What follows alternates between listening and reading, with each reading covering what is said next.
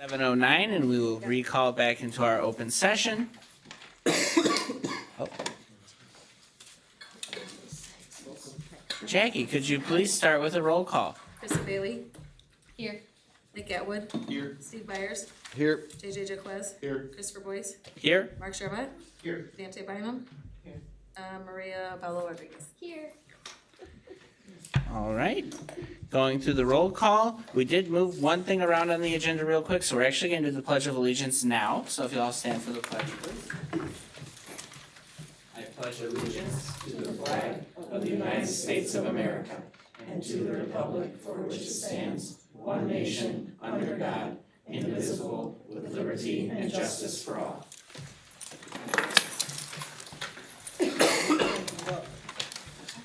All right. And now we'll move into public participation and recognition. Members of the public who wish to speak to the board should complete a request card prior to the start of the meeting. This section of the meeting will be reserved for comments from the public. All comments should be limited to 3 minutes. Jackie, do we have any public comments? None. I didn't know there was cards. Oh, that's okay, then we'll fill it up. Go ahead. She'll fill it up. Okay. All right, and we've got a member of the public here to make public comment. You ready? Would you mind stating your name, please? My name is Jeffrey Olajar. Thank you. So, I've got prepared notes here. Good evening. Tonight I stand before you as a parent of a autistic child who goes to Gwendolyn Brooks. I'm here today to ask the board to address several issues that are affecting students with special needs. The first is the district's transportation. Despite my child being the first one that's picked up, our bus is always late. The bus's arrival time is also inconsistent, and since the GPS app rarely works, it is difficult for us to plan when to be ready. This often frustrates my child as he has difficulty when his routine is broken. While this is a challenge, what concerns me more is the recent policy changes regarding busing. A few weeks ago, the district removed Westside Children's Therapy as an approved drop-off without notifying parents, effective at the end of the school year. Westside provides one-on-one therapy prescribed by doctors for children with developmental delays. I can't speak for the other affected students, but my son's IEP explicitly calls for curb-to-curb bus service, and Westside is well within the busing area. It's important to address these issues because abrupt changes are difficult for autistic children. It is forcing families to scramble for safe and appropriate care. It increases the child care burdens of parents who are already juggling demanding schedules, and it discriminates against students with special needs. I understand the district must manage costs, but this isn't the solution. I would respectfully ask the board to reinstate Westside Children's Therapy as an approved drop-off, improve future communication by notifying parents before any policy changes, and review the bus company's contract in light of its performance issues. Thank you for your time. Thank you. Sir, I'm going to ask that Mr. Kyle Gertis, our Director of Student and Family Services, support you in your question, and he can give you some answers. If you don't mind stepping out with him. Thank you. All right. And for the next portion, on to Part B, board correspondence. Does anyone have some correspondence or things they'd like to share with the board? Mark? Yeah. I'd like to first welcome all the new board members, and great to see members of the public here this evening. We really didn't have a chance to address the board at the first meeting a couple weeks ago, but I'm going to give a brief report. I promise my reports will not be this long going forward, but for those who know me, and you've probably seen me around town before, but I'm a huge proponent of transparency on the part of government and have been an advocate of making sure that the public has access to every bit of information as permitted by law that district officials and the school board have, and have easy access to get that information without having to fight and jump through hoops to get it. When I see something that runs counter to that, I do commit as a board member, I will vow to bring that to the forefront above all else. When a member of the public takes the time to come to a board meeting and ask a question or express a concern, that individual does deserve to get an answer to their question rather than blank stares from the board or staff. That has been done in the past. I'm hoping that's going to change with this board. I feel very positive about this new board. Far too often, I've observed public bodies where members of the public who participate in meetings are often considered unwanted guests. I want to make sure everybody who speaks before the board is known to be welcome to the board and have the ears of the board and full attention of the board.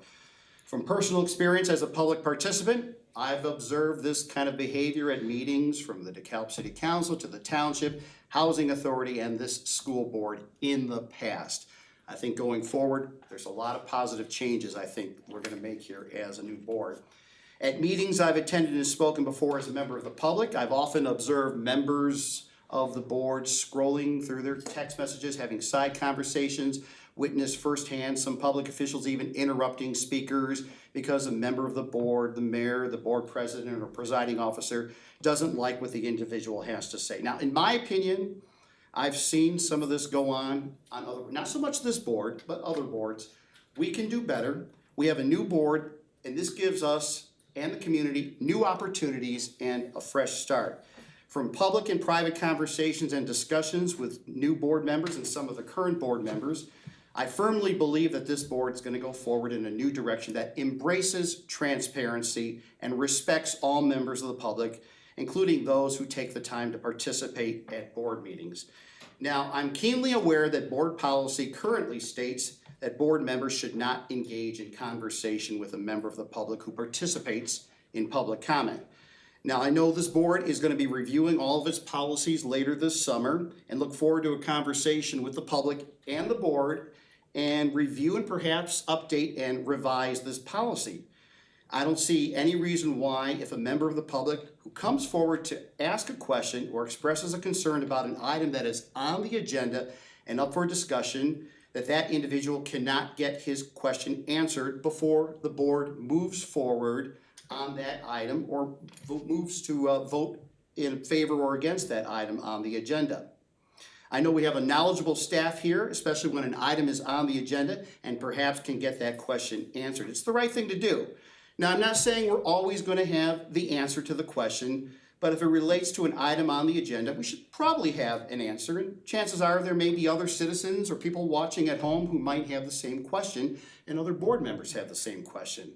Now, if we don't have an answer, and I like what I heard tonight for the individual who just spoke, that we acknowledge the citizen who comes forward to speak and get an answer back to them at a later time, either via email, phone call, or if the item is an information item, we get a discussion on this before we vote on the item as an action item. Now, if the member of the public comes forward with a concern or issue that is related to an agenda item or not related to an agenda item, seeking an answer, we owe it to them to get them a timely answer as well, not leaving them hanging. I do have a suggestion though, on the public comment cards we have outside, maybe we can add an optional line for contact phone number and email so staff can get back to them at a later time. The criticism of individuals is not in order section of our public speaking portion of the meeting where that's recited at the beginning of every meeting.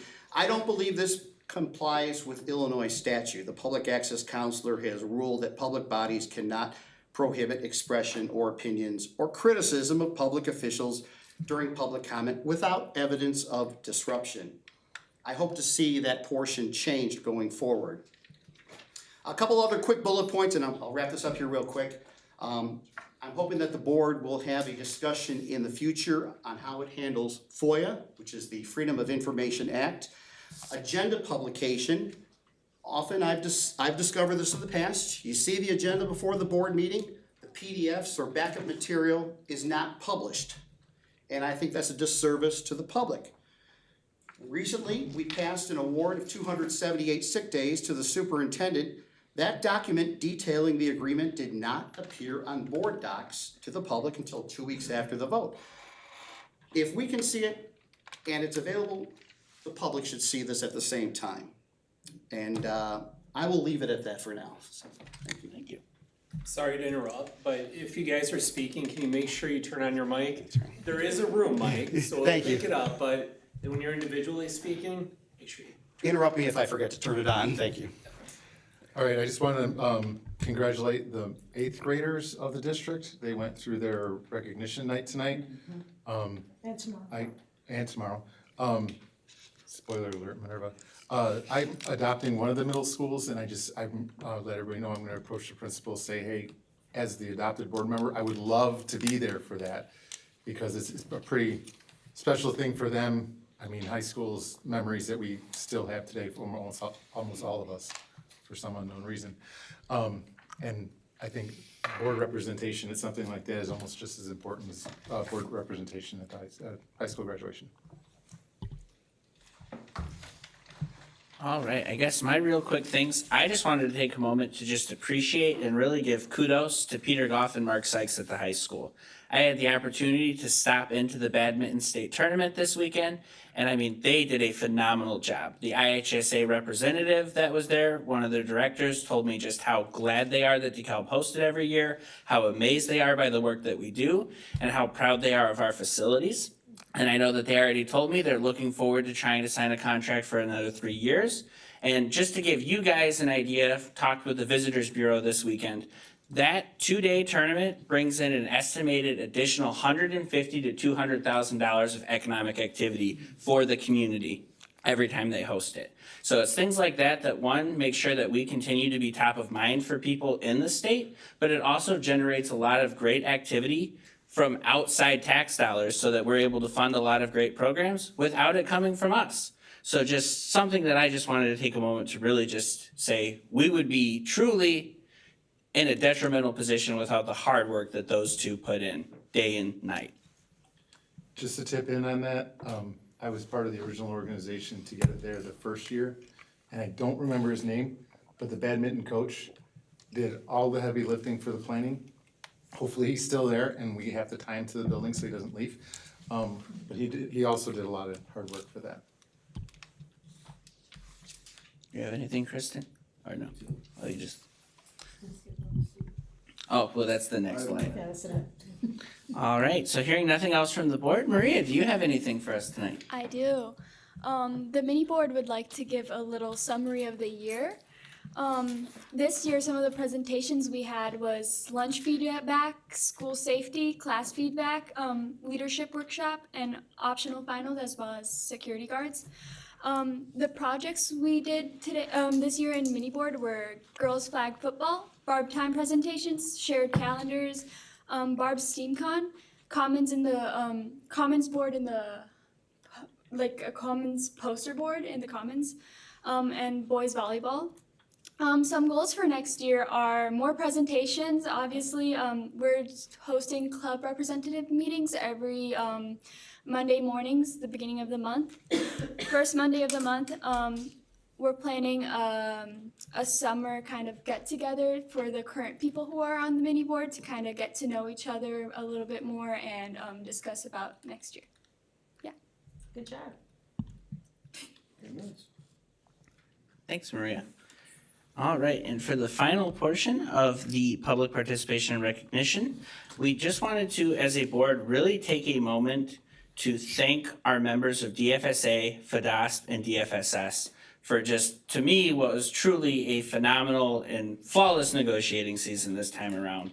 Where, you know, we weren't there at the final hour going, oh boy, are we gonna have a district next week? Like, truly, I think that we were able to, as a district and organization, get together and say, what is gonna be best for the people who are serving our children so that you guys can continue to empower and grow our children. So I just truly hope it does not fall on deaf ears and that you guys know we appreciate the work that you guys do day in and day out for our students, and I hope that this was a way of showing that to you. I also do want to take a moment just to, also on the district side, I want you to know that the district came in very, very heavy-handed with the board and told us, like, you need to do right by our frontline employees and do something to make it so that it's equitable for the hard work that they're doing. So I truly also just want to highlight our district team for all of the work that they put in to truly be advocates and fight for you guys in that. So that's what I have to say from that. Do any of our other board members have anything to say? What Chris said. Yeah, 100%. Thanks for bringing that up. We do owe a lot of gratitude to everybody who helped with that. Thank you. All I right. want to thank you guys. I'm the only one that was able to come tonight and to represent DFSA, and we want to thank you for being as kind and gentle to us and knowing that we deserve what we receive. So thank you from the bottom of our hearts. Of course. I don't know, Rita, you want to get a picture? I think we should have the board, anyone that was on negotiating teams from either side, we'll do a picture real quick. Okay. I love pictures. I think there's only the one. I hate my pictures taken. That's it, you guys do. No. Yeah. You'll be all right. How about if we do, how about if you guys come up so funny, Oh, so everyone here, can I just take the photos? Now, we're just gonna get it done. They don't tend to negotiate. So, Smile and nod. does it? It's okay. We're part of the team. They asked us to stand. I mean, no, you are not. Squeeze in. okay, yeah, We're being friends. consolidate here a little bit.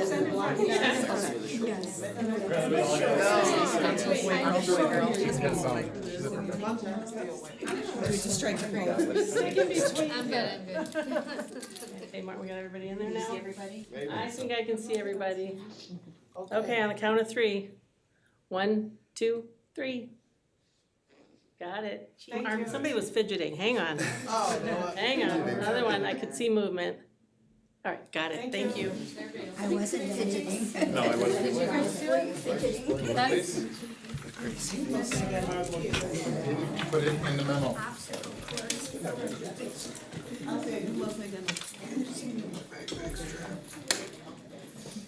All right. And moving on to the next portion of the agenda, before we get into the consent agenda, we will be removing item H to be its own line item. Were there any other line items that we wanted to pull out?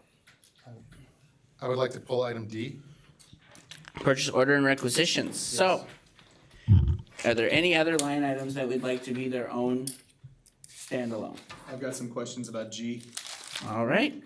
So D, G, and H will all be their own standalone items. I think we should also remove item I to the employment contract. All right, so items D, G, H, and I will all be their own agenda items. Any others? All right, so then at this point, it is recommended the Board of Education approve the consent agenda items 5B through 5I with the removal of D, G, H, and I, which would be the approval of board minutes, the approval of personnel action items, the approval of payroll for April, the approval of accounts payable for May, the approval of financial reports. Oh, approval of salary, no, huh? just end at the accounts payable for me. Oh, okay, you're right. So just items that I said without G being in there. All right, Jackie, could you do the roll call? Oh, Quick comment. yes. I just, and this is one of the things I brought up during the board minutes that we're approving as part of this. I have no problem with what's contained in there. They were not populated on the agenda until today. So I was looking for this since the agenda went up on Thursday night. Going forward, I would like to see these items populated quickly, or at least when the agenda is posted. So I know in the past, I've seen this happen before where items suddenly pop up maybe an hour before the meeting. I think for the public, they should be able to see this when the agenda goes up. So if we can make an effort to do that going forward for transparency, I would appreciate it. Thank you. All right, do I have a motion to approve the presented items of the consent agenda? So moved. Second. Second. Jackie, could you do the roll? Oh, Mark and Steve. Okay, Kristen Bailey? Yes. Nick Atwood? Yes. Steve Byers? Yes. JJ Jaquez? Yes. Christopher Boyce? Yes. Mark Sherrod? Yes. Ante Bynum? Yes. All right. Now we'll move on to consent agenda item D, which is, it is recommended the Board of Education approve the purchase order requisitions as attached. And what questions or additional comments did we have for that? Well, since I was the person, as the person who brought it up, couple of things. We're approving a conference that was approved. But the rationale given to me when I asked about it, we had the outgoing president appear, or go to this conference, so we paid for her to go to the conference, essentially, you know, all expenses paid trip to Colorado. 30 days before she was leaving office? I don't understand why we'd be doing that. Even if she is representing us, we could have spent that money on somebody who would go there, actually come back and present something and bring something back to the district, rather than have the president who's outgoing, who had one meeting, and that one meeting was to like tie up everything in a bow and walk out. So, in March, there was another conference that the vice president went to. I'm not sure what she came back with. I don't know what the date would be. I think you mean the secretary. You're talking about Ari. Ari, so sorry, it's the secretary. You're the vice president, or you were. I don't know what the deadline would be, but that close to the end of somebody's term, I don't know what the purpose of sending a board member to that would be. And if they are presenting something, they're bringing something back, then they need to report back and say what they did. And I listened to the board meetings, and I don't remember them ever saying that, hey, they went to this conference, this is what happened, and here's what I presented, or here's what I went to the high school, because this was a freshman conference. I went to the high school, worked with the administration, and things like that are why we should be sending people to conferences, not all expense paid vacations to Colorado or to Los Angeles. I 100% agree. And I'd like going forward when we do approve, if we approve further conferences, to provide that whoever is attending the conference or as a group collectively, that the public and the board get a report on what was gained from the conference, maybe some useful ideas that we could put forth in the district with that. Also regarding the purchase order listing, there's a lot of letters like TVG, acronyms that I have no idea what they stand for. Some of them, we were given kind of a cheat sheet of a lot of the acronyms that the district uses. I think for transparency purposes, when it says funded by TVG, I think I finally figured out what that one is, but I see massages, chiropractic, hair treatments. There's a lot of expenses on here that don't exactly fly with me. It doesn't make any sense how this relates to education. Or if there is some rationale for this, perhaps the board and the public get some sort of guidance for this. But acronyms, I'd like to see going forward that we actually indicate what those are. If they're local funds for all of these, or if they're grants, I think that should be specified as well. That would put me at a lot of comfort knowing whether it's grant money or local tax dollars going for hair treatments and nails and all that kind of stuff that I see here in this purchase order listing. So more transparency. Thank you. Just to I'm piggyback, sorry, just for clarity, we can do that. We can change instead of having acronyms, we can put that out there. Thank you. TVG is the teacher vacancy grant. I finally figured that out after a lot of So I Googling. apologize. We'll make sure that, I'm looking at the cabinet, making sure that, you put the full title of it, and then you can put in the acronym. So as you repeat it, then you can then use the acronym. But at least the first time, let's put in the full title of whatever that acronym is standing for. And then, did you need an answer to the second question? Well, since I brought it up, that would be helpful, basically. So the teacher vacancy grant? Right.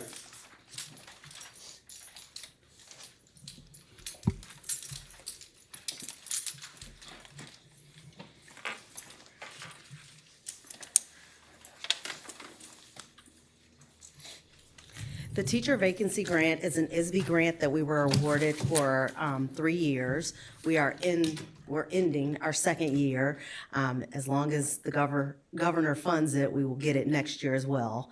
Part of that grant is we had our grant manager reach out to ISB to find out creative ways that we could spend the funds.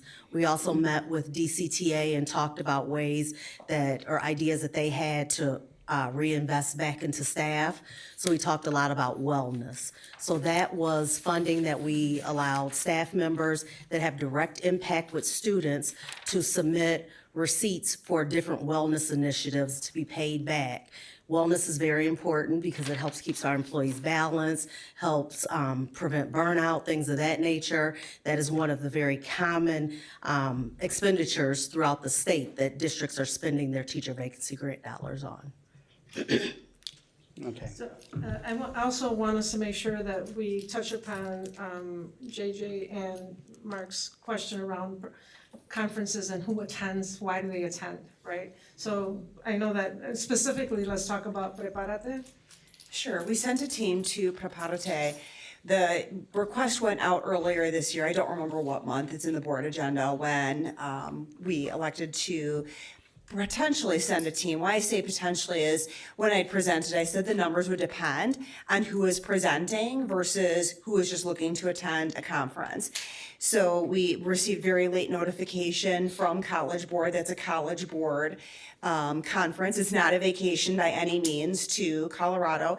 And the team presented there. So Daisy and Chris both presented with the high school team to talk about the collaboration and partnership that's taken place with the board and leadership in the district, including the high school administration, about their initiatives with Freshmen on Track, graduation rate, the partnership with the University of Chicago, and the successes that they've had, and also attending sessions while they were there. So I think my team can attest to the fact that no one goes to a conference unless they're bringing something back.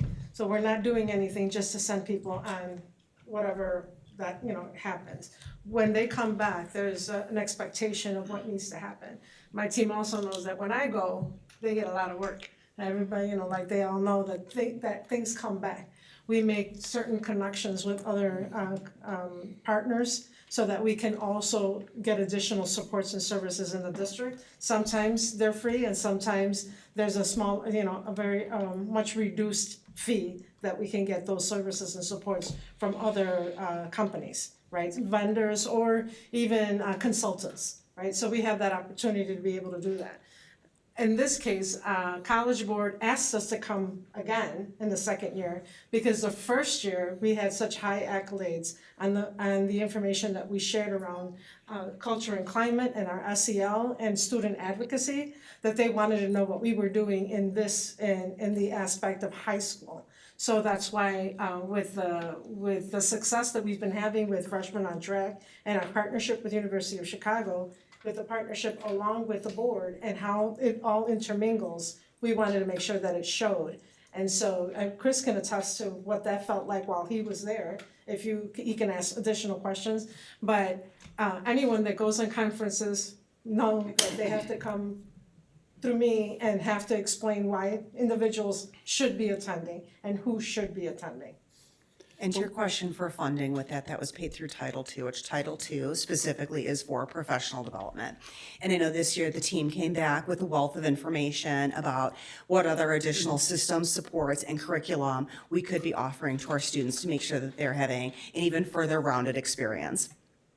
When we send a staff member, especially a teacher, to a conference, does this occur often during the teaching week, or is this specifically on a weekend? In other words, do we have to have a substitute fill in at taxpayer expense, at local fund expense when we send someone on a conference? Sure, it really depends on the conference. Oftentimes with classroom teachers, as an example, their conferences are during the summer or on the weekend. It is not very often that they would go during the traditional work week. Okay. If they do during the traditional work week, then we make sure that we cover the subs as well as we can through grants. Okay, through grants, that's what I want to check. That's always our goal. That's,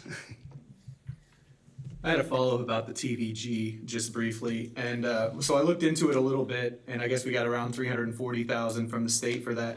And my question was basically, how do we allocate those funds? Like, I understand we're using it for wellness programs and things like that, but is there a priority listing? Because, for example, those funds can be used for, like classroom reimbursement for teachers who are expending things out of pocket. They can also be used for hiring bonuses. Like, for example, I saw we've currently got 8 special ed positions available, but there's no indication that there's any bonus that's associated with that. And so my question goes towards, have we already allocated set funding for those types of things before we go into things which I agree are great as far as from a wellness perspective, massages and things like that, but I'd rather prioritize how we're spending that money before we get to something down that's not necessarily frivolous, but not something that goes directly towards, improving hiring and retention in the context of providing bonuses, or showing our teachers that we want to support them in their classrooms, and when they're spending money out of their pocket, are we reimbursing that and running out of these funds based on those requests, that type of thing. So just what goes on in the background, I guess, as far as the decision making. That's a really good question. Oh, sorry, were you saying you've got it? Yeah, I got Oh, sorry. Well, I can start it since I already started talking. That's a really good question. We first and foremost start with the collective bargaining unit on what are the priorities and how can we work collectively and collaboratively. You had mentioned about tuition reimbursement. We absolutely have funds set aside to help support teachers trying to obtain additional licensure or endorsement in hard to fill areas. And I mean just like school supplies, like for their own classrooms, that type of reimbursement. So we actually have Title I that we utilize to be able to provide teachers with classroom stuff.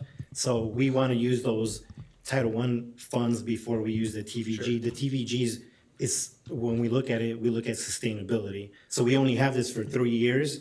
So for us to say, for 3 years, we'll give you up to $200 for materials, and then year 4 say, we're not going to give you anything past that because we don't have the TVG. We want to make sure it's sustainable. So like those bonuses, same thing. We don't think we'd be able to sustain those after year 3 if TVG goes away. So we sent out a survey to, I think it was like teachers from like first 3 years and then like 4 to 6 and then like, right.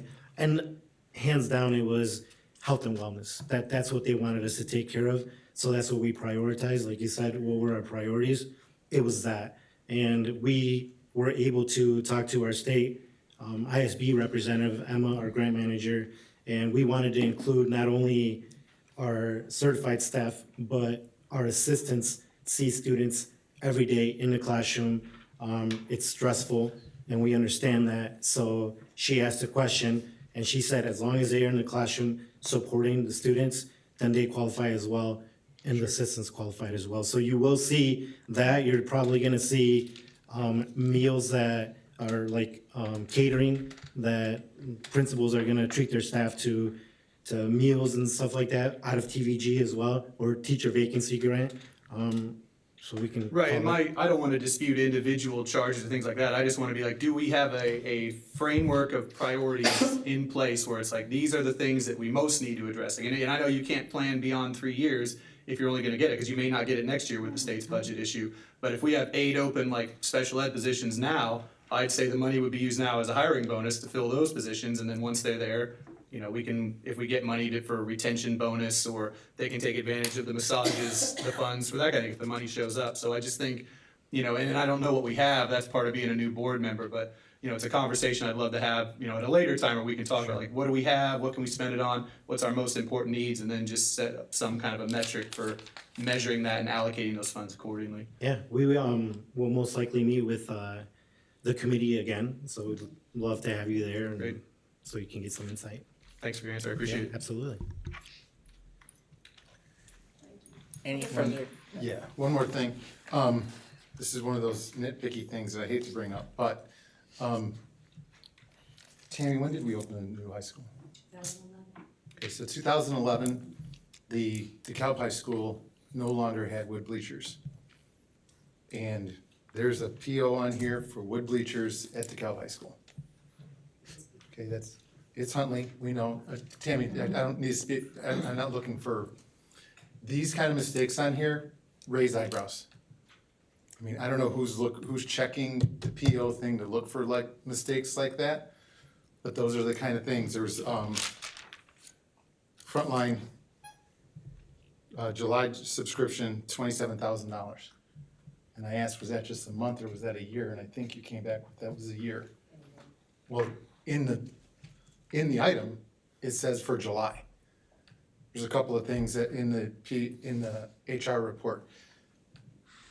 Somebody needs to be looking at these things and making sure that all our i's are dotted and t's are crossed. Especially before it gets put out to the public. Because we're gonna have people, all due respect, Mark, we're gonna have people like Mark, who are gonna look at it and tear us to pieces because we're making mistakes that should not be made. So. Noted. Do we have any other questions or comments for that agenda item? Not hearing any other, I will entertain. I have a thing. Sorry, I just wanted to come back to the conferences question. At what point, do we discuss, I know you had brought up, JJ, some sort of measure of accountability or whatnot from coming back from conferences or whatnot. Is now just an appropriate time to say that that is something I would also like to discuss later? As somebody who has been to many conferences and finds them incredibly valuable, as a professional, as an educator. But there is something that is different about coming back and sharing that knowledge. Not only what you've presented, and I don't know if maybe they did do that or not, I don't know. The presentations. Do you guys wanna share? Do you want me to take it? They do come back, and depending on what the conference is, who attends, and what the purpose is, why they go, then they would report out to those various groups. So it might be at a building level, a PLC level, a grade level, a content area, a specific job position. Okay. Is brought back. Got it. So it's not just about reporting out, but if there's something, for instance, when we send Matt to a security conference, he comes back empowered usually with a new vision, and he wants to talk about the priorities, and he's put together a strategic plan just for that, right? So each one I hate to bring Ben into this, but Ben goes to all these things, and everything that he does out there brings back and improves our systems and our structures and things like that. Tammy, when she does go out, it's anything that has to do with improvement of facilities, new policies, new rules, making sure that she's making great connections. When it comes to curriculum and instruction and those kinds of things, it is intended either for improvement of instruction or it is for improvement of teacher supports, right, and coaching and mentoring teachers, or if it could be of us gathering information, right? So us learning how to do something so that we can come back and improve the efficiency in the district. So I don't think there is any conference that we don't attend that something comes back to it, right? And when they do, the directors are the ones that are supposed to bring it back to us, and what are we taking from that and bringing into the district? That's what, yeah, I just wanted to know that And there was something I tangible. model that very well. So, Okay. Yeah. Thanks. I think if Thank we you. had some sort of receptacle on Google Drive or something for a trip report, if we're spending thousands of dollars of taxpayer money or grant money that could go someplace else, or sending somebody that someone else might have been better suited for, in our eyes, then that trip report could say, these people were selected for this reason.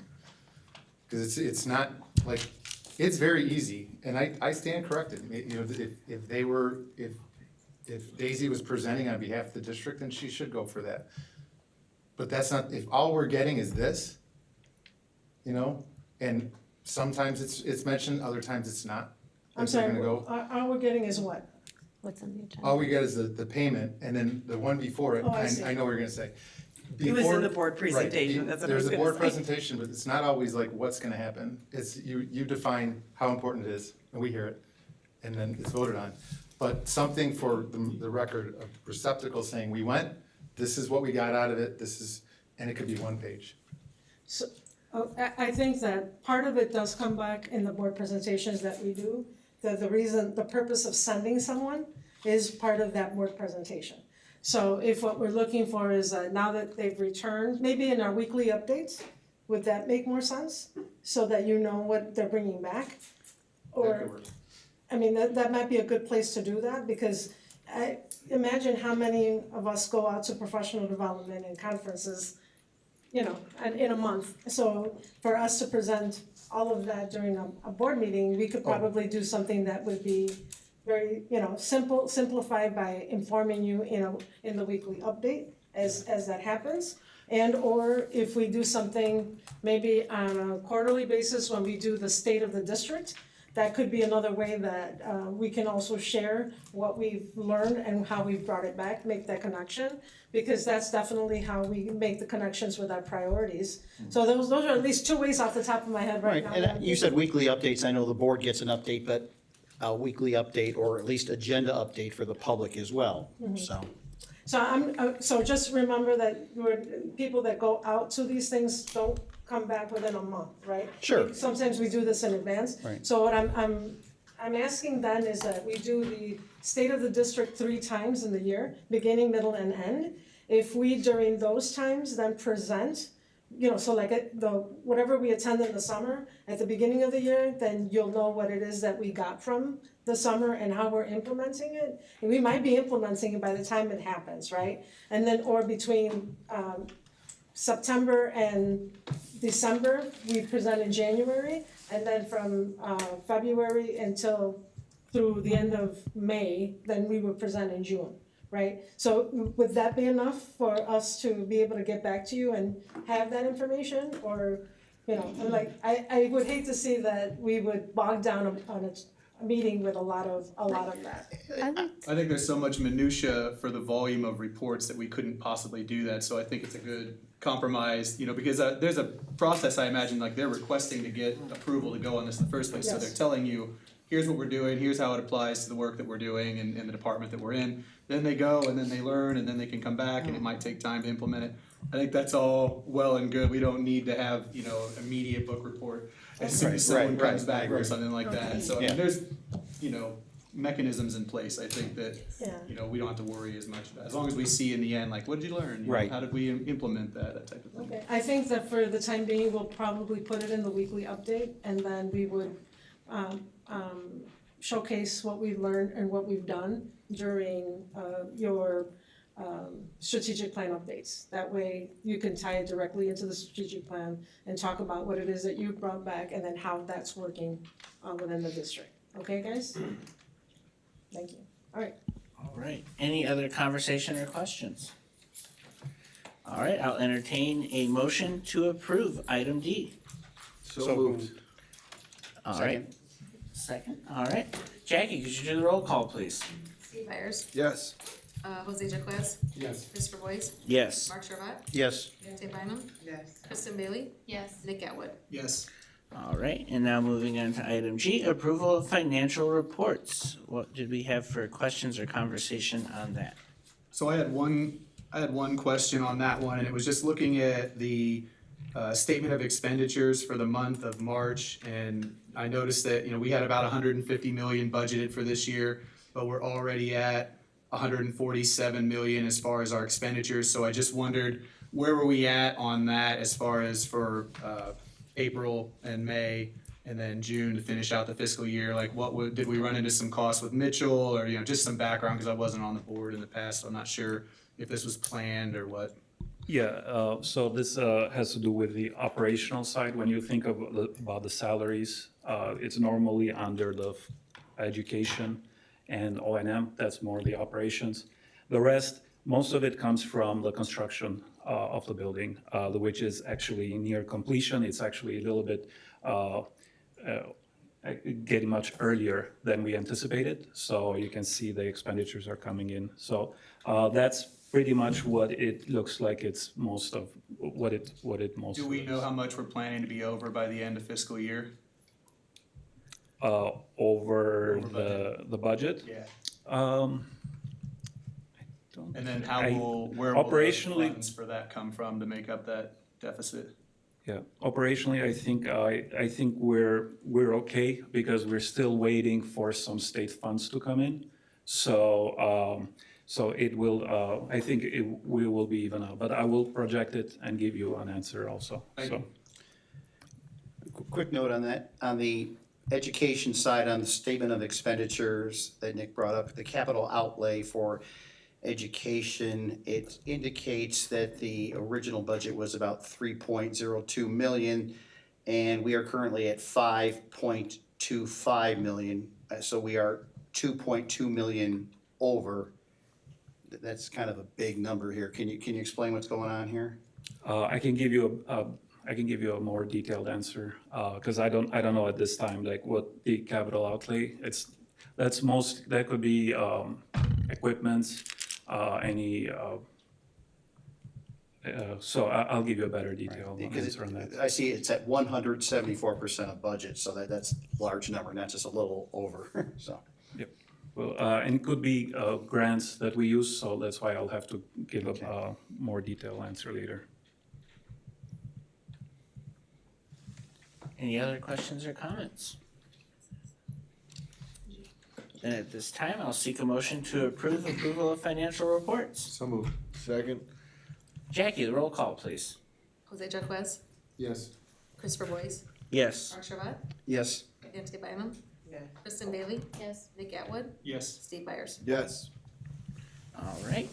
And now for H, the approval of salary increase for unaffiliated staff. Just one quick note, agenda item H was amended and updated today as of 5 p.m.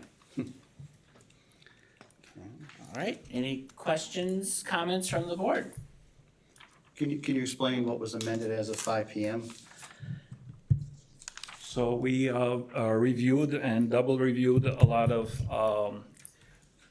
members. There was about 5 of them that came in mid-year. So a lot of their contracts were prorated. And we did, the first estimate that we had for their full contract was just revised down by HR. So we kind of went back and forth a little bit, and this is the final answer with concrete numbers. I don't know if you want to touch one. And the updated information actually decreased the total overall cost. It was initially posted as $442,000, and it decreased to $438,000. With the 5% increases across the board, do we know what the additional expenditure to the budget is? Because everybody's pretty much getting a 5% increase here. Has this been budgeted already? Well, this will be for the following budget year. We are going to present a budget in August for approval in September. I'm just The having a hard entire fiscal impact, just to answer that, is the $438,777.69 that they. Now, I realize the previous board went forward with a lot of this. That doesn't absolutely mean that this board has to go forward with it at all. I just think the 5% increase is well above the cost of inflation, and I'm having a problem grasping that myself. So I thought, are we doing something similar where it's gonna be merit-based, based on the following year with the same thing that we approved, that the board approved earlier in the April meeting? Yes, that is in fact what we are following. We are moving administrators to 2-year contracts. So in the first year, it was 5% across the board because everyone has already been evaluated. They didn't know what the game plan was going to be. They just didn't know. So the board approved the 5% in the first year, and the second year, which will be next school year, is based on merit. So based on the rating of the evaluation, we'll determine if they get 5% or a lesser amount because they did not excel on their evaluations. Okay. Well, I do know that the board was not unanimous in its decision back in April, so. I know when it passed back in April, it was an information item and then an action item, and we put this item in the consent agenda. So if we move forward with this, it's an action item. Am I correct in that, Chris? Correct. Okay. All right, thank you. All right, do we have any other questions or comments? Not hearing any questions or comments, I will entertain a motion. So moved. Second. All right, Jackie, the roll call, please. Nick Atwood, Yes. Steve Byers, Yes. Jose Jaquez, Yes. Christopher Boyce, Yes. Mark Servat, No. Dante Bynum, Yes. Kristen Bailey.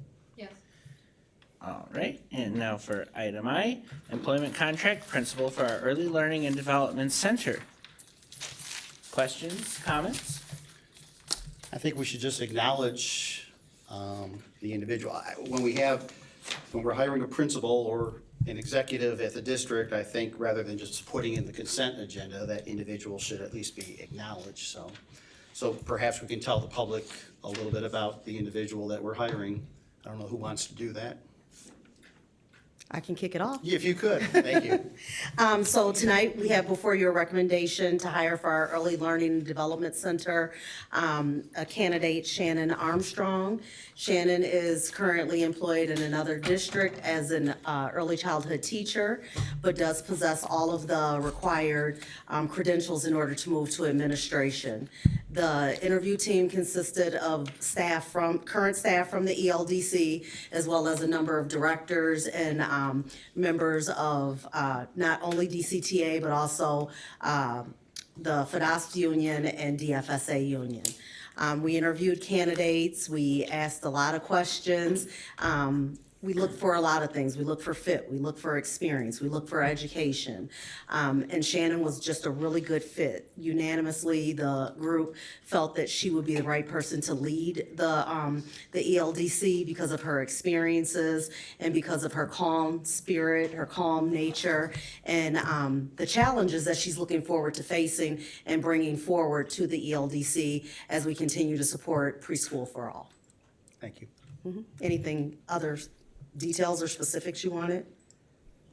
I'm good. Okay. Thank you. She does in fact hold her administrative Pell or type 75, depending on when anyone got licensed, it has different names. So she is qualified, and she also has ELDC endorsement, or I'm sorry, not ELDC, early childhood endorsement. When we were audited this year, we were cited because all of our directors have not had that. So this is really exciting for us because we are closing in a loop on some things that we were cited for. So as we move forward with action plans and corrective action plans, we are living up to what we are saying we are attempting to do. Any other questions or comments? So moved. All right. Jackie, the roll call. Oh.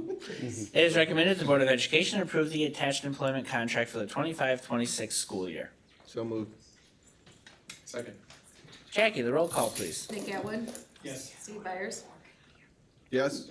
Jose Jaquez. Yes. Christopher Boyce. Yes. Mark Sherbot. Yes. Dante Bynum. Yes. Kristen Bailey. Yes. All right, and before we move into the next item, it is past 8 o'clock now, so Maria, if you just want to go home, relax, and get ready for summer, that's okay. Yes.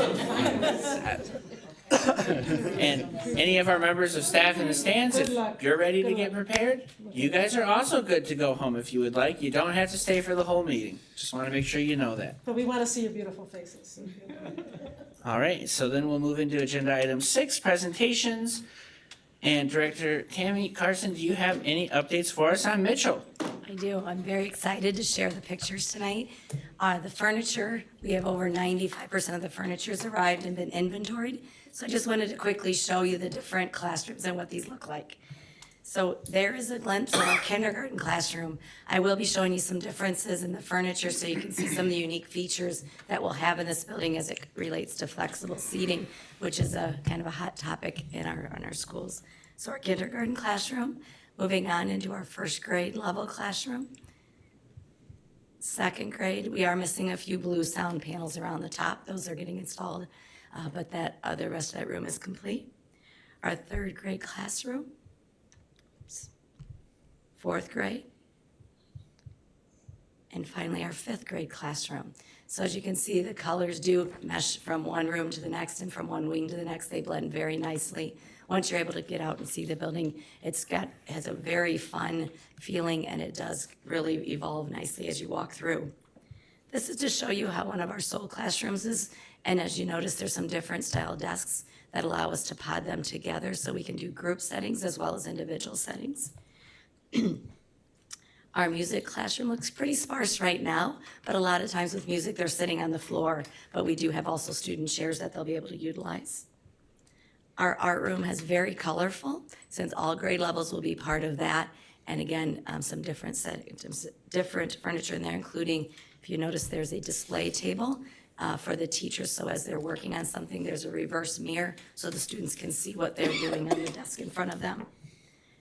Our STEAM room is extremely unique in that it has many different tables as well as some features as in this stand with the tubs down the middle is a whiteboard on each side, so it can be utilized for dual purpose, as well as this blue table has edges to it because it usually involves small bits, small pieces of things that the students use. They won't fall off the table as easily. Some flexible options that are in our classrooms for seating and in other spaces. Up at the top left, these are called lily pads. These are pads that different rooms, different settings have that students can pull out to sit on and can easily stack up in the corner.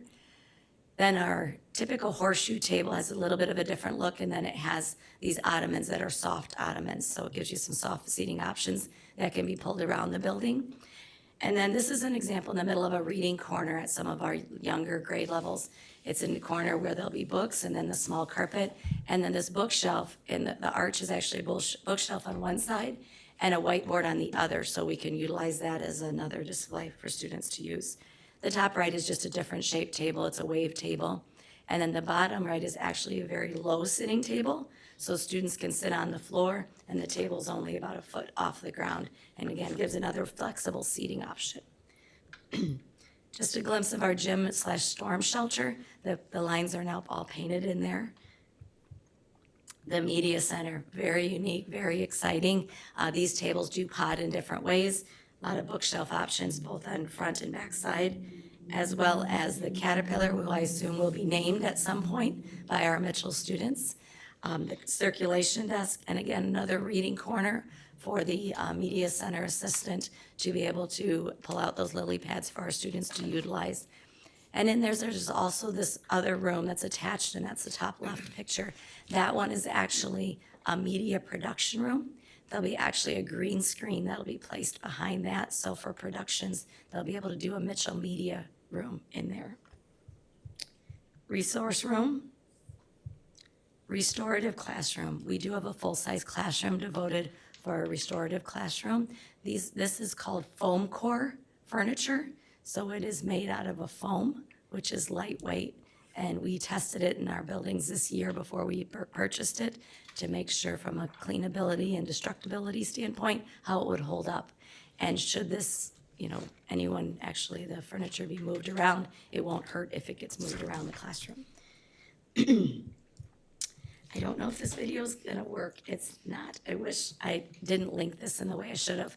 There's a video here that shows the lighting in this room. This is unique lighting, as it's been shown that different lighting affects students in different ways. So on this wall, there's a control mechanism that allows the lighting to be changed to a warm, a cool, red, green, blue, yellow, orange, pink, and purple. So when you're in the building and doing a walkthrough, I recommend you stop into that room and take a look at how that can be changed by just a push of a button. Our main office, including the plaque that's been installed in the main office, recognizing the board that did approve this project, as well as the board that was there for what was in place for our groundbreaking.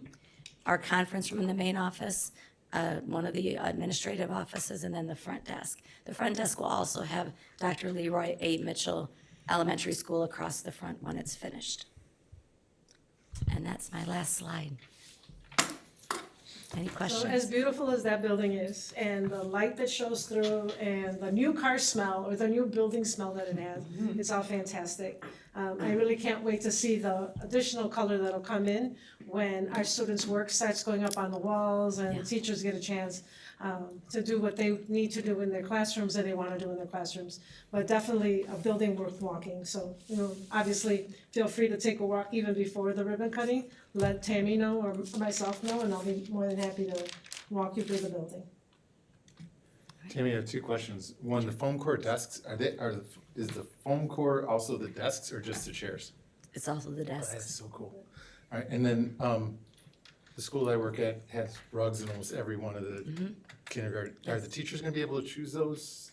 They Not buy were- them, but choose them from the groups that you're gonna allow, or? Those were already selected by a group from each of the different departments, and we also involved staff from those different grade levels or departments, so that it wasn't just administration choosing, it involved staff members also. So each space has at least one large carpet, And then there's others that have small carpets depending on the grade level and needs of the programs. Thank you. All right. Now we're moving into old business. Old business item A is bid results for additional renovations. It is recommended the Board of Education approve the base bid, alternate bid number 1, and alternate bid number 3 for the additional renovations at Founders Jefferson and DHS be awarded to Gerke Construction of DeKalb, Illinois for a total amount of $286,250. It is recommended that the Board of Education reject alternate bid number 2 and alternate bid number 4.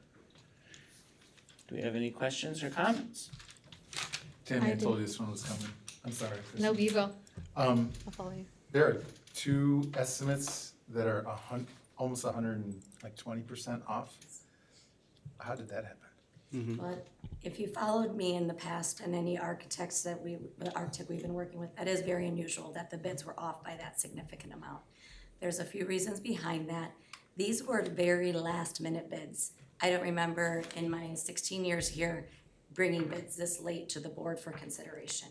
And in doing that, and we needed to do that because of the movement of our special programs around the district, which have also required some needs of additional bathrooms to be built and available for those programs. There's some other pieces in there too, but that was the primary crux of bringing this at a later date. When it was brought in March to the board as a request to bid, we did not have our typical timeline to even put our budgets together. But we knew going in that even with the budgets that weren't exactly where I would have hoped them to be going into this, that we still have the opportunity as a board to consider that and as administration to consider it when the final bids come in, because a request of it is never a commitment to allocate the funds. Some other things that came into play with the shortened timeframes are that with the late bids that we opened, contractors already have their schedule. You need to tap the microphone. I'm sorry. Contractors already have a lot of their schedules full for the summer. Many are not seeking additional projects because it's May, and literally our projects in this district start next Tuesday, a week from today. Construction will start. So they are not in there sharpening their pencils at the same extent because they're not as hungry for business as they were when we put our bids out last fall and early winter. And then the last thing that I will say, when the final details were put together before the bids went on the street, we were doing an assessment with the architects and engineers at Lincoln and Jefferson. And with the bathroom renovations that were being recommended, we were gonna need to be removing and purchasing new cubbies for those classrooms based on how the design is. And those cubbies had a concrete base to them also. So there was much more concrete work that was involved, as well as the cost of replacing those cubbies, which is a higher ticket item. So between the late planning, the late bidding, and then the last minute design changes we had to do before it went on the streets, that would attribute to the higher bid results. Okay, thank you. You're welcome. Question as well. So along those lines, I'm curious why we're recommending the alternate number 1 versus like alternate bid number 2. What are because both of them are substantial overages from the budget, but one is substantially cheaper. So to kind of minimize the total overage.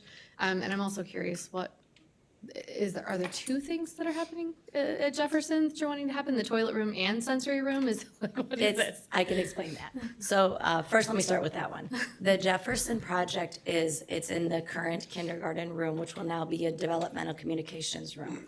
And there is currently a very small bathroom in there because this was built back in the 60s, I believe it was.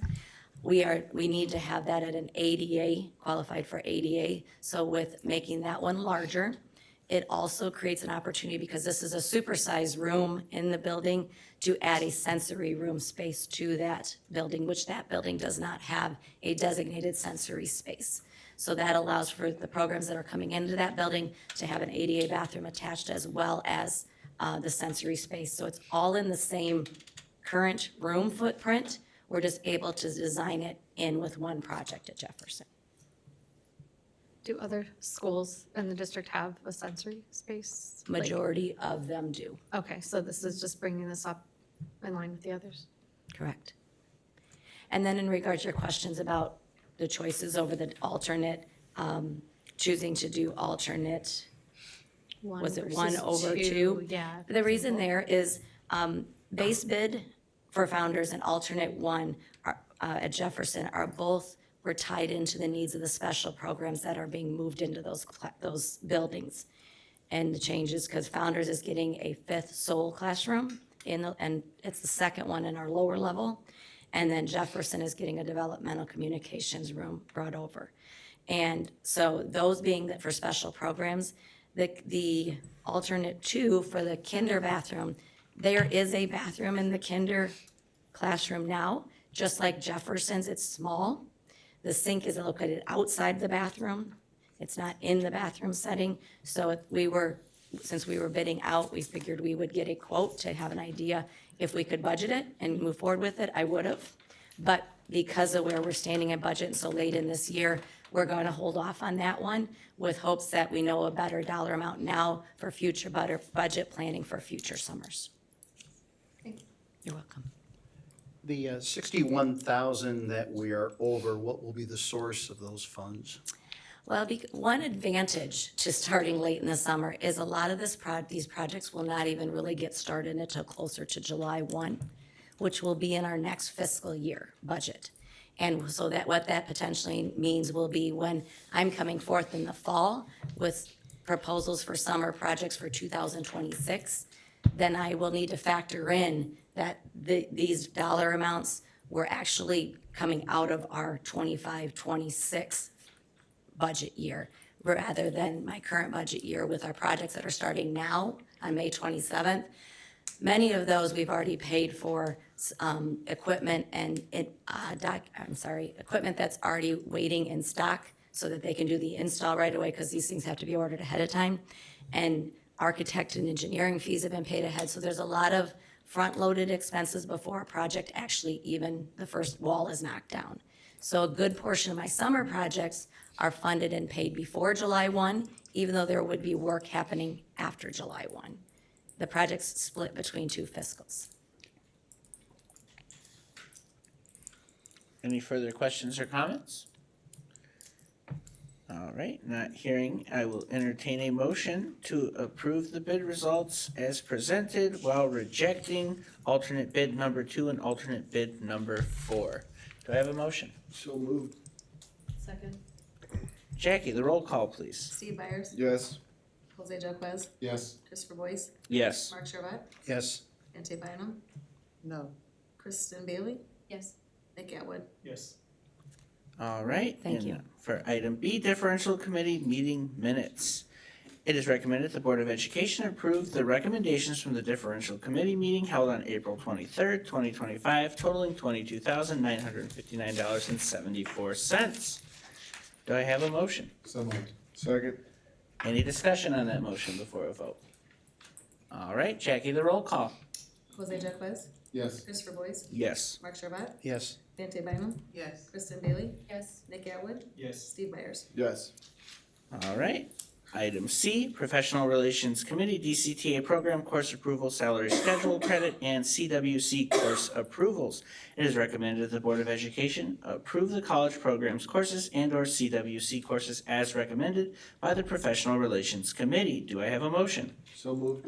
Second. Do I have any comments or discussion before we do a vote?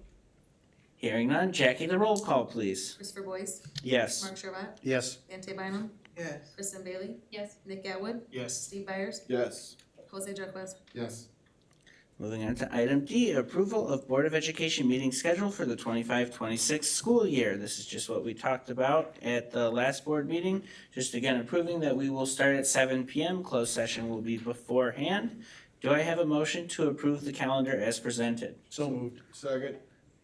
Any comments or discussion? Hearing none, Jackie, the roll call, please. Mark Shervat. Yes. Ante Bynum. No. Kristen Bailey. Yes. Nick Atwood. Yes. Steve Byers. Yes. Jose Jaquez. Yes. Christopher Boyce. Yes. Item E, fiscal year 26 consolidated district plan. It is recommended that the Board of Education approve the consolidated district plan for fiscal year 2026. Do I have a motion? So moved. Second. Do we have any discussion or comments on the motion on the floor? Hearing none. Jackie, roll call, please. Jay Bynum, Yes. Kristen Bailey, Yes. Nick Atwood, Yes. Steve Byers, Yes. Jose Jaquez, Yes. Christopher Boyce, Yes. Mark Sherbat. Yes. And item number 8, we can ignore because we did future elementary school update under presentations, so we can just move on to 9, which is new business administration. First one is A, 25-26 subrates and annual employed substitutes pay and benefits. This is going to be presented by Director of Human Resources, Deetra Salas. It's only information. Oh yes, information. Good evening. So annually, annually we bring forward these sub-rates so that the board can approve the rates that we pay individuals to help meet our needs. Subs go above and beyond our classroom teachers and our assistants. So you will see what is before you includes a list of different positions. Those that are in yellow are the changes that are being recommended for the 25-26 school year. So I'll run through those, and if you have questions, I'll be happy to entertain those. Currently, we don't have a classification of sub-administrator, but we have found ourselves in a situation where we've needed administrators to cover a building because the principal and/or the assistant principal is out for an extended period of time, and we need to start building that pool so we have individuals to meet that need. I did check with other districts to find out what rates they were paying, and these are very comparable to what other districts are doing as well. Secondly, I'm gonna save annually employed sub for last because it has a little more detail included with it. We are not recommending increases for our substitute teachers or our retired substitute teachers. What we've learned and in talking with my fellow HR colleagues is if one of us raises rates, then the other one raises rates. Then the other one raises rates, and then we raise rates again. So it's an ongoing cycle of raising rates. Individuals are subbing where they are having a good experience, where they feel valued. So we are focusing on making sure that individuals that come into our buildings and our classrooms are having a good experience when they do come before us. But our rates are competitive with our surrounding districts. Next is our substitute instructional and non-instructional assistants. This is our DFSA union. We are recommending increasing that rate to $18.50. They have gotten a pay increase for the union members with the new contract. And they also have language in their contract that their sub rates cannot be at the same or exceed the rates of their members. So that's why we are recommending the $18.50 amount. Same for sub-secretary and sub-nurse, or sub-secretaries, and sub-custodians. I'm sorry, I missed the highlight there. As well as sub-cooks. That, sub-cooks and sub-custodians are our DFSS union, and our sub-secretaries is our FDASP union. So we are recommending $18.50 for all of those across the board. Then we have our substitute nurses. Those are our RNs, and those are individuals that hold a nursing license, but they are unaffiliated. The rate was $20 an hour, looking at what some of the surrounding districts are doing and what's happening within that nursing industry. We are recommending that that rate to increase to $30. Then we have an hourly position called student monitors, where individuals come in and they support the arrival and or the dismissal and the lunch room supervision and recess for students. That does not require any special training or license, so we are increasing a $1 increase from 15 to 16. And then our primary language tutors are individuals that do translations and a variety of things as related to language. We are recommending a rate of $18.50 for them. We have special event staff. Last year, we increased that rate to $28 for DCTA members. That aligns to the contract. And then for others that served in that capacity, they were paid a rate of $24.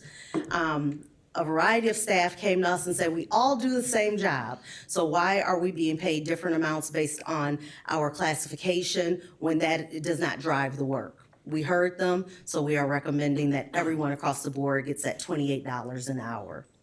To go back up to the top to annually employed subs. Annually employed subs are individuals that are substitutes that are assigned to a building and they come every day. So they work the school year, 180 days, and they serve in whatever capacity is needed in that building day to day. It could be a teacher, it could be an assistant, it could be helping in the office, but they are there every day. They build relationship with students. The administrator counts on them to support all the different teaching and learning needs of the building. So I talked to other HR directors and districts that have it, and we've talked about the impact of having an annually employed sub, what life was like before and what life is like now that we have them. Many districts pay those individuals according to their teacher salary and/or aligned to the recommendation that we have.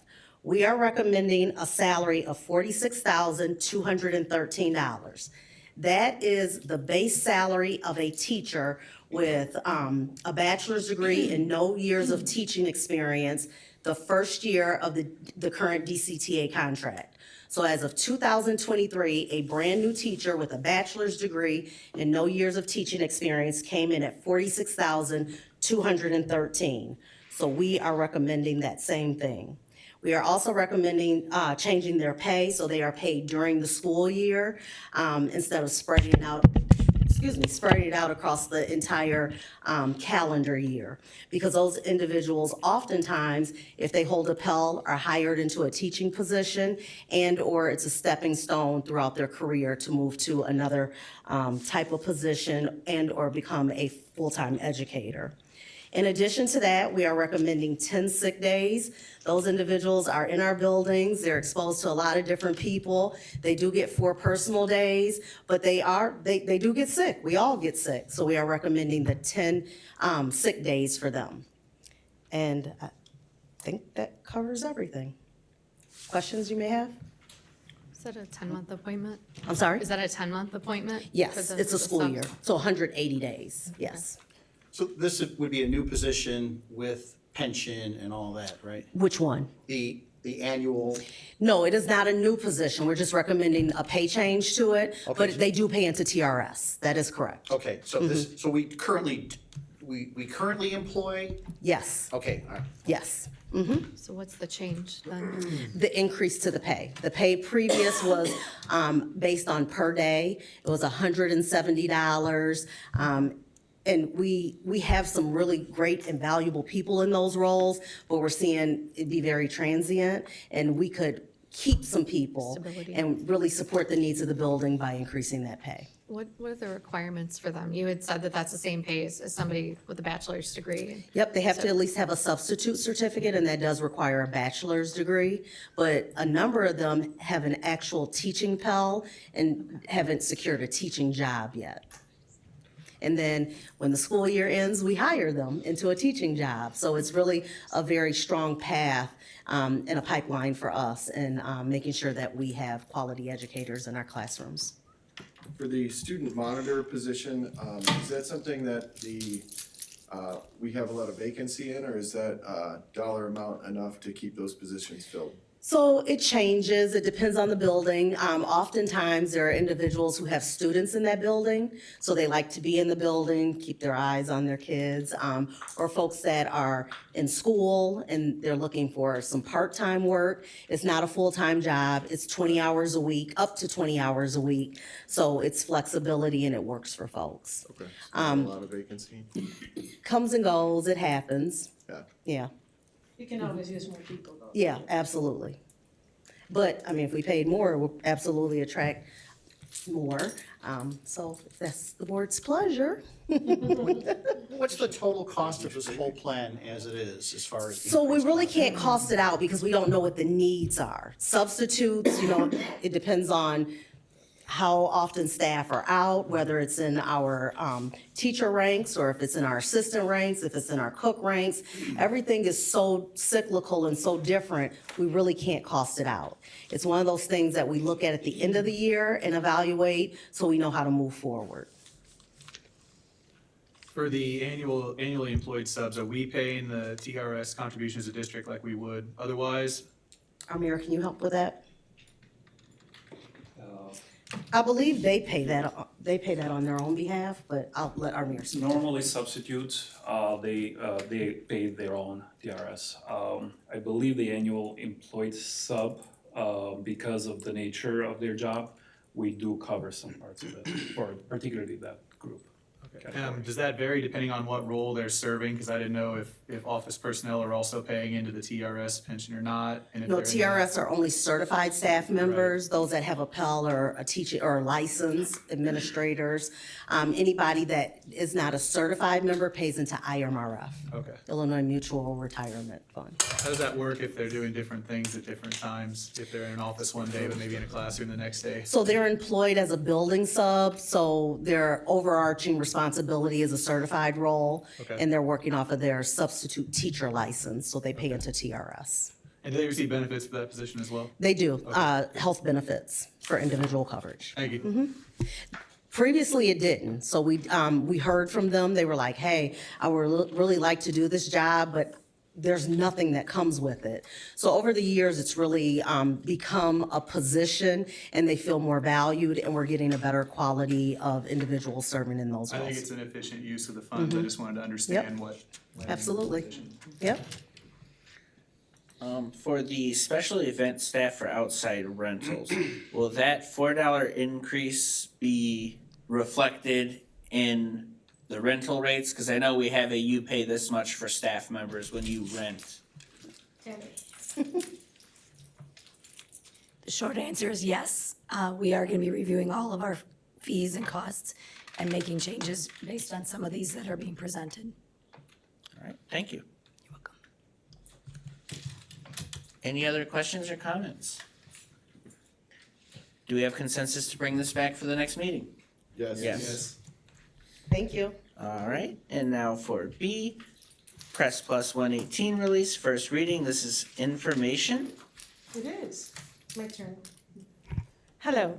So over the course of the year, you'll notice that we'll be sharing Press Plus with all of you. Press Plus is an association we joined that allows us to bring in the school code and any policies ISB or others may be bringing onto the districts. And we take those codes, they give us a summary, and then they give us the full version of it. And we adopt them into our policies in the district. Just an easier way of being able to take school code and law into the district instead of individually doing that. So they do all the work for us. So normally what we do is that we give you the full version of it, and you get up to two reads. So this is the first read that we're sharing with you tonight, and you'll have an opportunity to go read through it the next meeting. We will then determine if you need a second read. We'll answer questions on anything you may have, and then you can vote at it at that time. Otherwise, you can request an additional 2 weeks for the following board meeting if you need more time, or if I'm answering questions and you still want to go back to it. Does that make sense? So you get up to 2 reads. After the first read, if you'd like, as I mentioned, we can put it on, and then, or say, we'll wait for the next vote for the next time. In this particular one, I'm just gonna give you the highlights. We have a Title IX revision, reversion to the 2020 regulation. We have ensuring success in school law. We have artificial intelligence, so there's updates on that. There's updates on the federal uniform guidance for awards. Sexting, 103rd General Assembly lame duck session overview.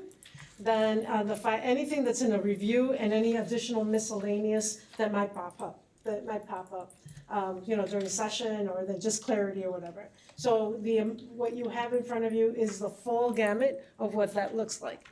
Does it make sense? All right, so you got 2 weeks, and then at the next meeting, I'll ask if you need an additional 2 weeks. Otherwise, you will vote on whether or not we'll accept them, and then they'll be introduced to our policies in the district. We'll accept, okay? Any questions? So you want questions on what you gave us now or in 2 weeks? I'm sorry? These two documents you gave us, I read through some of them and I have Oh, you questions. did? You want me to Okay. hold on until next week? Yeah, Okay. I'd like for everybody to actually get an opportunity to read through them, and then we can do that. The other suggestion, if you don't mind, if it's a possibility, if you can read that and send me your questions, then I can prepare to be able to answer them, and then we can answer them during public session. Is that okay? That way everybody has access to it. I just want to make sure that I'm prepared to answer the questions. For which document? Pardon? For which document are you talking about? For the document, for the press plus, yeah. So you'll read the full gamut of each of those areas that I said. Okay? Thank you. All right. So while we're all taking a look at that, do I have consensus to bring this back for the second reading next meeting? Yes. All right. And then item C, NWEA Fusion Conference, Professional Development. This is information and action based on the timing of it. And this is being presented to us by Jessica Nall. Hi, thank you for letting me speak to you. I'm asking to inform you and also to ask your approval of our travel to the NWEA Fusion Conference. NWEA is the company that publishes the MAP benchmark assessment. So anytime we do the presentations with charts that have 4 different quadrants with the data on how our students are performing, that's the MAP test that they're taking 3 times a year. MAP is being renormed this summer. So the norms that we're currently working on are 2020. I'm personally very excited to go learn about what that will mean and how that crosswalk will impact how we can talk about growth data in particular, because it's one of the major metrics that we use to determine program evaluation and how individual students are doing and what interventions we might need for individual students. I apologize that it is coming relatively late. The conference is the end of June, but we had a grant that we earmarked for attendance at a conference at NIU, which has been entirely canceled. So I wanted to go to this conference anyway. It wasn't in the budget. It turns out now it will be. So we'll be hopefully taking a team of 5. Monica Net and myself will be representing the I&I department, Improvement and Innovation, as inaugural members of that department, which is super exciting. And 2 of our elementary principals will be joining us, Candace Coleman from Tyler and Donna Henry from Brooks. And Bobby Honeyman will be representing our teaching staff as a middle school teacher. So I'm pumped to come back and tell you everything we learned about it, especially in our first data presentation in the fall, that as far as I'm aware, we'll be using those new norms that are going to be post-COVID numbers. I'm happy to answer any questions you have about it. So you have $20,000 for a grant registration. Oh, never mind. It looked like you were driving there and like. Oh, so I hope you've- not. No, bet. I prefer was gonna air ask travel if if you at had the all money for possible, that. yes. Never mind. I would rather take a train. So 100% of this is going to be paid for by grant funds, no local funds. That is correct. Okay. Now, I guess just my back of the napkin math. I mean, I'm assuming that we've put in some pretty, to me, very conservative numbers for ground transportation and flights. Because I don't expect we're gonna be paying almost $1,100 per person round trip. And I just can't fathom any world where we're paying $5,000 to Uber people from the airport to. I think the idea on the estimates was to ensure that we were not going over the grant monies in any way. I was looking at flights again this afternoon to make sure that we're ready to pull the trigger tomorrow morning. Were you multiplying, not dividing by the 5 people perhaps? Well, no, I misread ground transportation, which was 1,500 versus hotel, which is that. The numbers make way more sense now. Okay, great. I'm glad to hear it. I don't anticipate the flights being more than about $200. I'm pretty good with Google Flights, but I also, we don't want to dip into any local funds, and we recognize that, this is a hard cap. And this is a situation where we lose the funds if we don't use them, right? That is my understanding from Monica Net. Are there any other things we can spend these funds That's what I'm on? wondering. It's difficult to come up with professional development opportunities that would be so well dovetailing with our needs. Again, because NWA is being renormed. MAP is something I spend a lot of time thinking about, and the numbers I deal with an awful lot. Certainly, we could try to read up on these things, but to be able to learn from the people who are doing the new calculations, I think will be very helpful to our district, especially to our 2 principals that are leading buildings that are really doing deep dives into that data. So to come up with something else that takes place before July 1, that we could still register for, that would be this beneficial, I think that would be a stretch. It's actually I'm pumped because I was hoping we could go anyway. It wasn't in the budget for this year. So this is a very bright silver lining to the fact that another conference was canceled.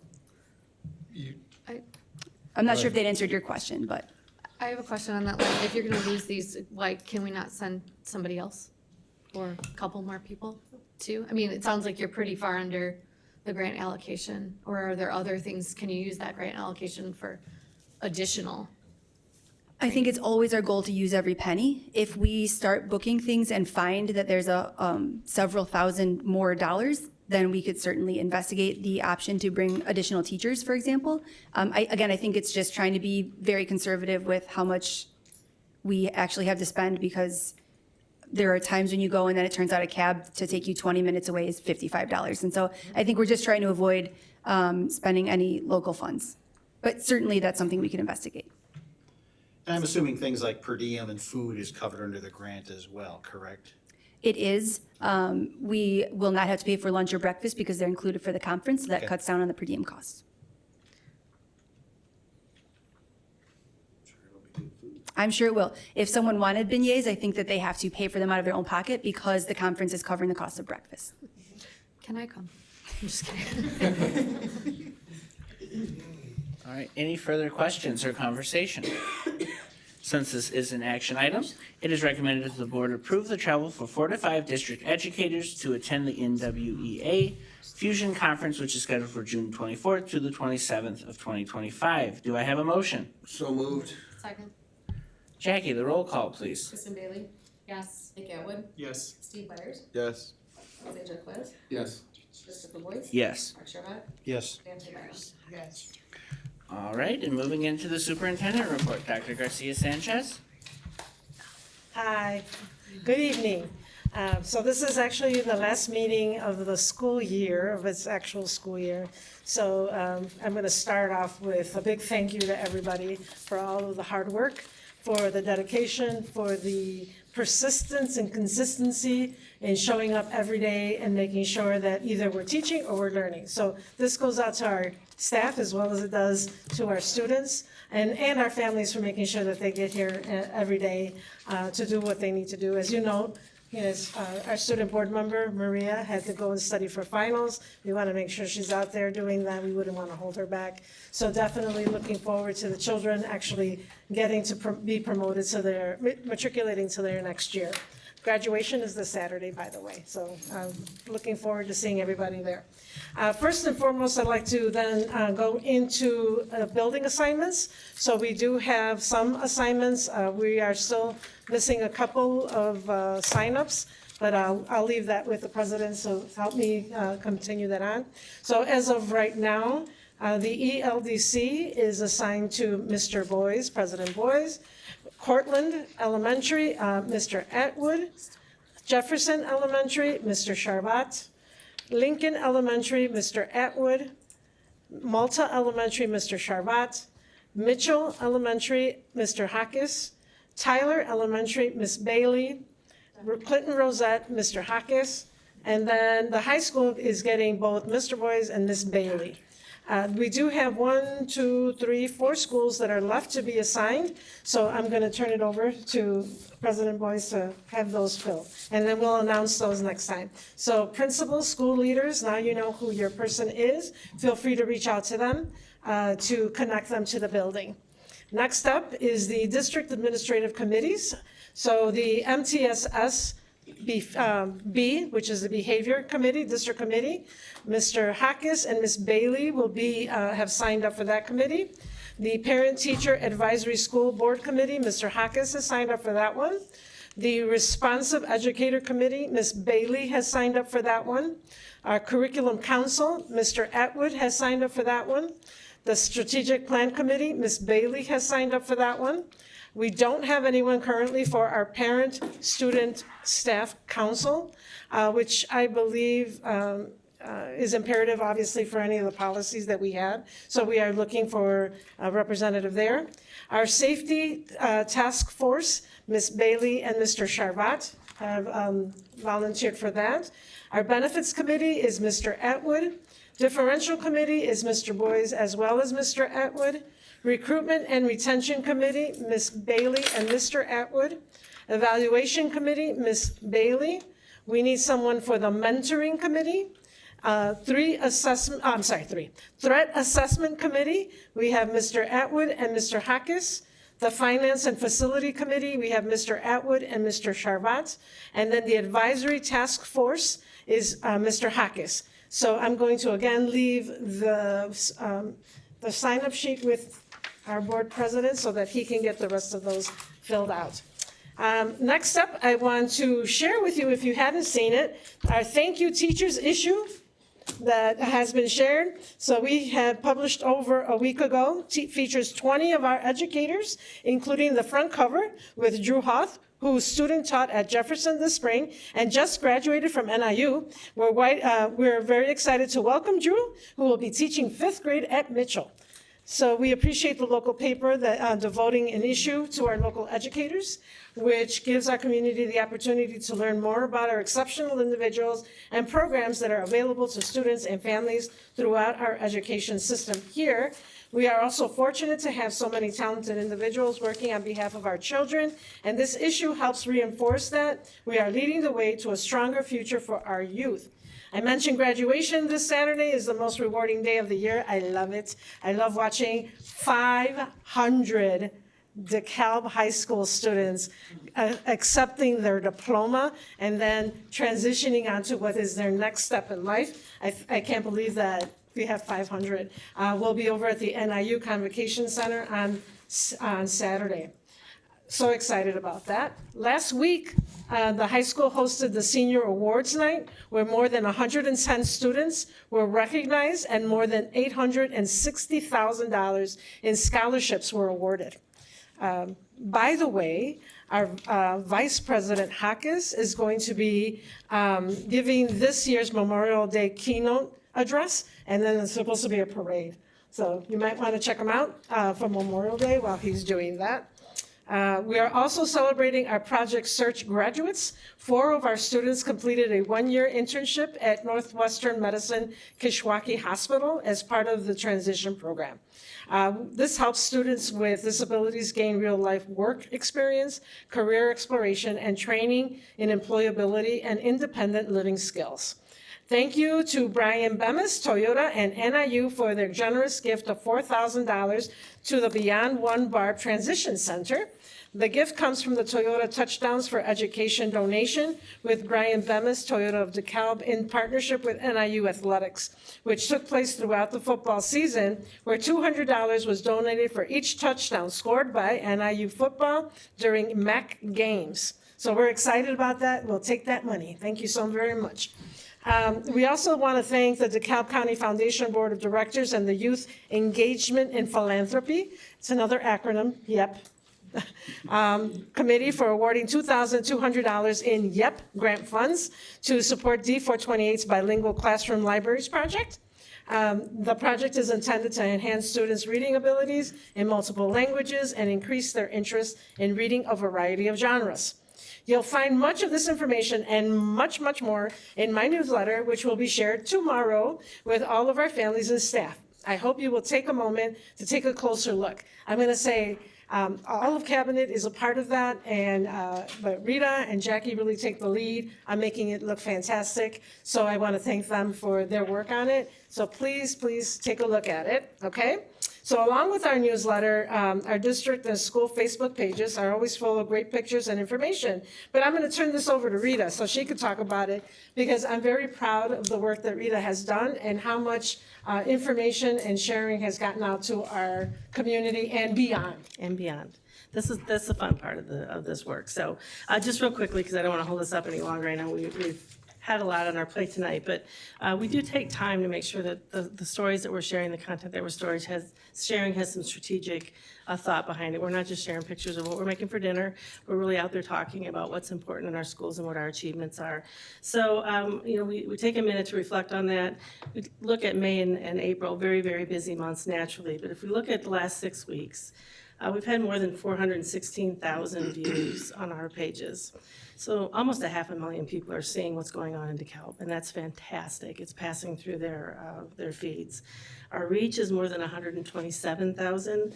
That's unique individuals who've seen content at least once. We like to have fun. We're trying to get into more video content. That's getting easier to do with a couple of us in it now. We did some quick reels from SteamCon. We did a quick reel with Melanie Bickley at Jefferson when she was presented with a surprise award.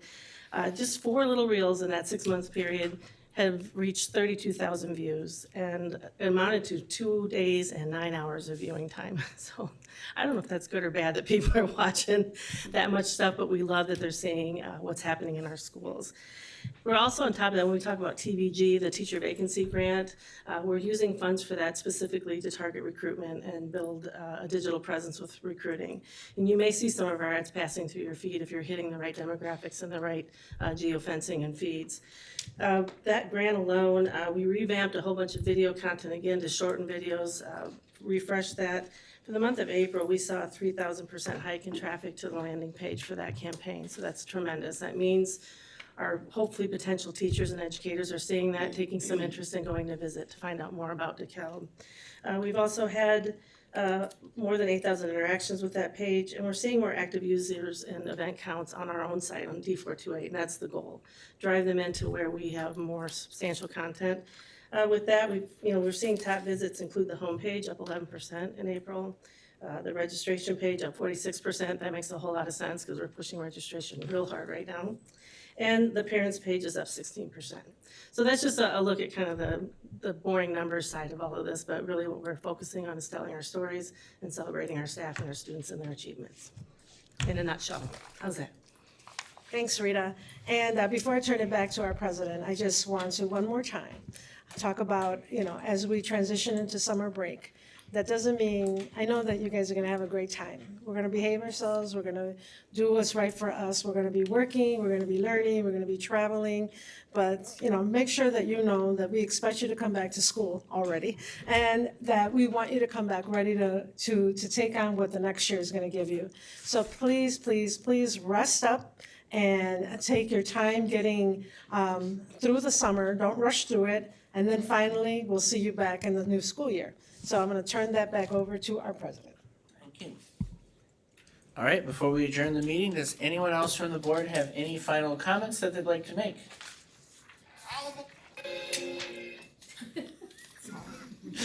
All right. Hearing no final comments, it's recommended the Board of Education will adjourn at 8:50 p.m. So moved. Second. All right, and this is just all those in favor? All those in favor, say aye. The meeting is adjourned. Thank you.